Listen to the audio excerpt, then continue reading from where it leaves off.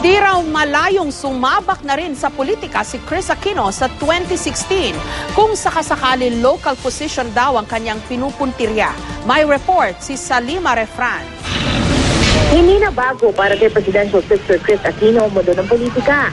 Ang kanyang ina na si Cory Aquino, naging Pangulo ng Pilipinas. Ang tatay naman niyang si Ninoy, dating senador.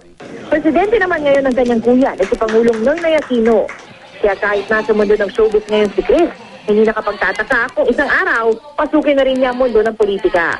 Nang sumama siya sa kampanya ng mga pambato ng Team Pinoy na sina Chis Escudero at Grace Poe sa Davao City kahapon, may pabirong mga hirit si Chris. Dahil hindi mo pinapanalo si Noy noong 2010, sa 2016 dapat manalo ko.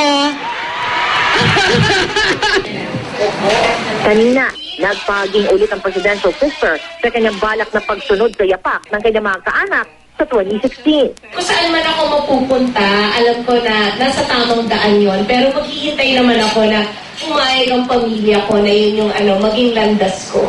Ayoko kasi silang pangunahan dahil baka naman gusto nila ng tahimik at pribadong buhay na.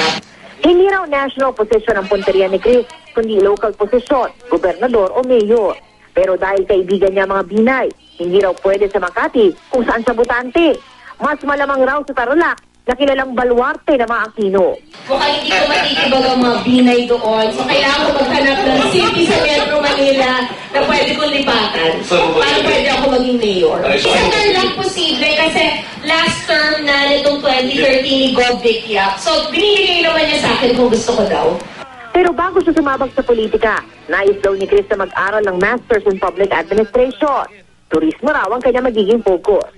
Tumanggi magbigay ng sagot si Chris sa mga tanong kung 12-0 ang suporta niya sa Team Pinoy. Tinext daw siya ng Pangulong Aquino at ng isa pa nilang kapatid na wag nang sumagot sa mga tanong tungkol dito.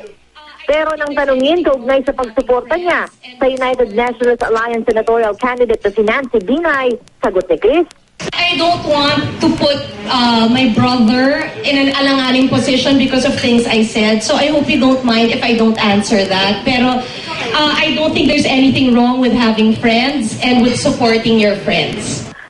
Salima Refran, GMA News.